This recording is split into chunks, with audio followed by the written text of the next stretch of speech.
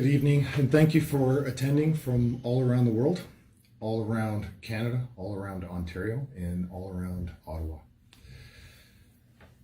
This week, Justice McLean presided over a matter before him in the court regarding to many of the activities of the protesters. And he reaffirmed in his courtroom that we have a constitutional right to be here, to do this protest. We recognize there is a significant amount of pressure on city officials. Our issues are not with the city of Ottawa. Our issues are not with the city residents. Our issues are with the federal government, in particular, the Liberal Party of Canada, who have formed a government. That is who our issues are with. We have a legal right to be here as Canadian citizens. We are exercising that legal right to do so. Given the pressures to the city, I have been working I've been working very hard to work with the city officials to relieve some of the pressure on the city managers, the law enforcement, and the residents themselves. We have shoveled snow. We have cleaned garbage. We have fed the homeless. We have helped out in medical emergencies. We have done everything within our power to support the people of Ottawa and to find a way to get our message across while still remaining relevant in putting pressure where pressure is due on the federal government. We have no interest in federal politics. We have one mission, and that is to end the mandates and to stop this from happening again. We do not have any interest in meddling in internal political strife. We have no interest in meddling in the mechanisms of government. We just want to end the COVID-19 vaccine passports, the masks, the mandates. We want the laws to be reaffirmed. Okay, we have worked tirelessly to communicate that goal. At some levels of government, that doesn't seem to be penetrating. Okay, it's very frustrating. 2 days ago, I did an address very similar to this, and I begged for somebody from the city of Ottawa to sit at a table with me at noon 2 days ago. It's now Wednesday night, and I'm doing another address like this, and I am doing everything in my power to work with the city of Ottawa to relieve the pressure on them. But it would appear that that has not been very fruitful. It would appear that certain members of the Ottawa Council are trying to use this Freedom Convoy 2022 to further their own careers and to continue to put pressure on law enforcement, to escalate use of force, not de-escalate it. We are a peaceful protest. We want to go home, but we are here for as long as the Canadian public wants us to be here. And how do we know that they want us here? Because they send us money, they send us food, they send us fuel, they send us their love, they send us letters, they send us their stories. They want us to be here. So we will be here for as long as the Canadian public wants us to be here. I invite the federal government to sit at a table and let's find a way to resolve this. I will not allow this to be derailed by insignificant politicians at this local level who have aspirations of greatness. We are aware that there is a process center that has been set up in the city with fingerprinting equipment, camera equipment, and it's a facility meant to process arrested truckers. We are prepared for this. If we are arrested, we will be taken into custody peacefully.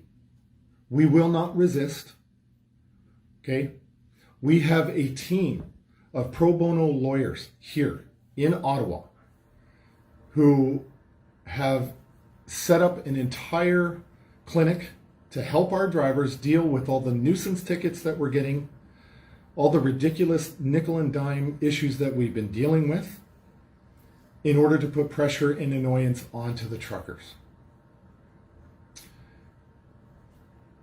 For those of you who are at home and you feel that this is much more than what it really appears to be, it is not. We are here for one thing and one thing only, and that is just to end the mandates. I know that the PMO's office has given instructions down to the city level to end this by Saturday. He does not want to end this through leadership, which is what people elected him to do. He doesn't want to end this through dialogue. He wants to end this by his old playbook that he's been using for the last 2 years, which is to talk about swastikas. Swastikas? Really? That's the tactic? That's unacceptable. It's irresponsible. It's immoral. It's unethical for a sitting prime minister to talk about people that have a legal right to exercise their charter rights to protest. But he continues down this road. I will sit at a table with you, Mr. Prime Minister. I will talk to you. I will work out a deal with you that is amicable to everybody. I don't do that on my own volition. I do that on behalf of the truckers. I will sit down right now, any place, any time with you. Let's solve this. Let's get at a table. People sent the members of parliament to Ottawa to represent, to lead. That's what we expect from you. That's not what we're getting. In exchange, what we're getting is the propensity to use tough talk and angle yourself, position yourself to a violent outcome. We are not going to give that. We will not be tricked into that. That is never going to happen. We are a peaceful convoy. It says, this has been going on for 2 years that they have gone through for the last 2 years. The way their lives have been destroyed, their incomes impacted, the jobs lost, the suicides, children that are 6 years old telling their families they want to die.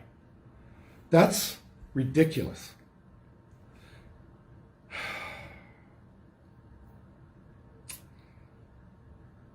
Justice McLean has told you loud and clear. He has reaffirmed you loud and clear. We have a right to be here, a right to be heard, a right to protest. That is what we are here to do. We are prepared to be arrested peacefully. We have legal representation already prepared.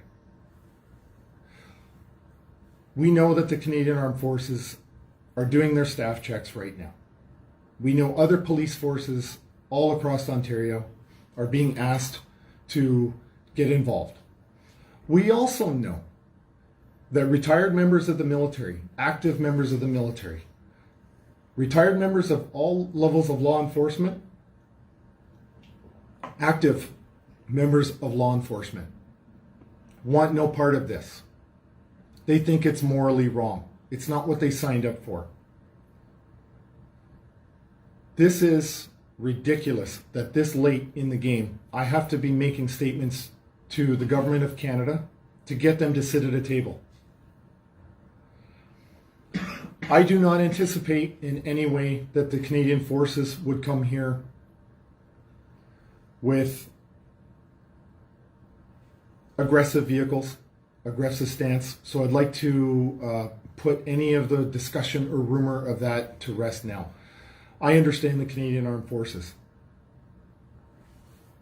They will support law enforcement, and they know that they cannot be seen to be taking over from law enforcement. That is part of their mandate. They will not. I understand that. I understand that they'll take on a supporting role. That's fine. We are not afraid of members of the Canadian Armed Forces coming here. This is a peaceful protest. We have no fear here. We are prepared. We're highly motivated because we can't go home. We cannot go home. We cannot abandon our families. We cannot abandon our communities. Everybody here in this convoy is here for their children. That's why we're here. And if you can't understand that, I'm sorry. Get somebody in a room with me who does.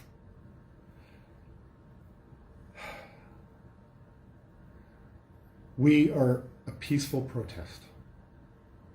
We want peace. We want the mandates to end. And last thing I will say, we want this to never happen again, ever. So it's not good enough just to say, I'm going to end the mandates, I'm going to end masks, this. Every premier right now is feeling the winds shift in one direction or another,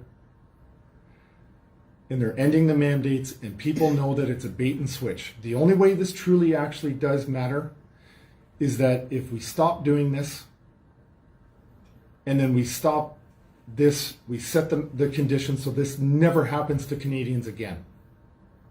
That's when we'll know that we can get back to just being the fun-loving Canadians that we are known for around the world. Thank you for your time. Thank you for tuning in. Thank you for all the support. Thank you for all the food, the fuel, the financial support to the truckers. Thank you for the letters. Keep doing videos. Keep reaching out. Keep sending your love.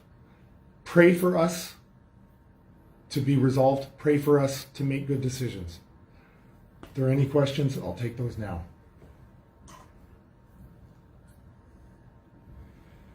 I'll just ask a question of, for those who have the time to and can travel, are you encouraging them to come to Ottawa, or are you not? It's my belief that the police will move tonight or sometime in the early morning and start rounding up peaceful protesters. Should that happen, my concern, truthfully, is that it escalates the situation on the ground, making it more tense, making it dangerous for everybody. And I want to be clear about something. We start off every meeting that we have with a prayer, and in every single meeting we talk about safety and responsibility. Not just the safety of the truckers, but the safety of the law enforcement, of the citizens of Ottawa, everybody who is here. We constantly ensure that we can be as safe as possible, and we're trying to be responsible with every decision that we make. Our beef is not with the City of Ottawa. It's with the federal government in their mandates. And just a follow-up to that, there's been a lot of people saying a lot of different things, a lot of accusations made about this Freedom Convoy not supporting democratic process or trying to overroot government and things like that. What is the Freedom Convoy's opinion on that rhetoric? That's a great question, and I've been getting a little bit of attacks on social media over that question. I understand the confusion. I understand that people would believe that there's some sort of an agenda here to overthrow the government of Canada, and I can't really comprehend where that level of thinking comes from. There's never ever been a discussion that I've been a part of, that I've been in a room, where we talk about any internal political situations. We just happen to be here during the vote of non-confidence where the Conservative Party replaced their leader. We just happened to be in town when that happened. We had nothing to do with it. We have no interest in that kind of politics. We don't care who the government is, but the Liberal Party of Canada forms the government. We will talk to them. They are the legitimate government of Canada. That's who we would like to talk to. If that changes sometime in the future, then that new government is who we would like to talk to. We have no interest in the politics of Canada in that way. We just want to talk to the people that we should be talking to, and that is the Liberal Party of Canada. We want them to show some leadership. And a last question from me, and then we'll open it up. But what would your advice be to people that support this movement, who have big followings online, who perhaps are not privy to the information that truckers are giving on the ground in Ottawa? What kind of message should they be focusing on getting out? This is peaceful, okay? There seems to be this idea, because of the dishonesty of mainstream media. They've been so disrespectful to Canadian viewers who pay their salaries and fund them. The mainstream media continues to go with the belief that if it bleeds, it leads. And they cherry pick all of the worst possible things and use that as the brush to paint the entire convoy with. Okay? We're a convoy of peace. It's a peaceful protest. That's all we're about.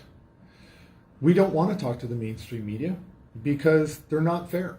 They're not balanced. They're too busy making the news as opposed to reporting what's truly going on here. They will have you think that this is an armed, insurrection, which is ridiculous. You know what we have here? Bouncy castles. Bouncy castles in speeches and singing "O Canada." That's what we have here. We have a lot of love and a lot of support. We don't have violence. So what I would say to people is, if there's talk of violence or misbehaving on the part of the truckers, that's categorically false and irresponsible to talk like that. And I would invite you, if you don't believe me, and in fact, I was on the street the other day and I met a couple on the street that said, "We heard all this bad stuff about you guys. We just wanted to come down and see for ourselves." And they were shocked. They were shocked that it was so peaceful and full of love. Okay? It's like Canada Day here every weekend. That's what this is about. So that's what I would say to people that want to support and know what's really going on. Thank you. Any more questions? I have one where they're saying we are an occupation at this point. What would you say to somebody that thinks we're an occupation? Somebody who says that we're an occupation is not exercising their own ability to critically think. What they're doing is they're just parroting mainstream media talking points. They're not actually doing their own thinking. They're not actually reaching out and getting the true story of what's here. And if you believe this is an occupation, then I strongly suggest you get in a vehicle, on a plane, on a train, a boat, and you come to Ottawa and you see for yourself if this is an occupation.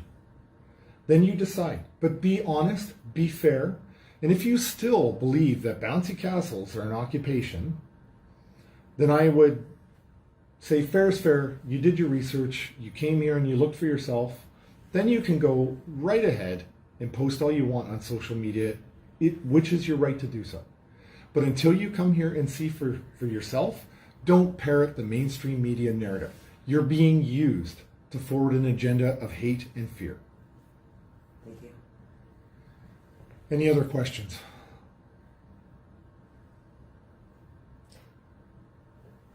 We're good. Okay. Thank you. Thank you, everybody. Stay safe.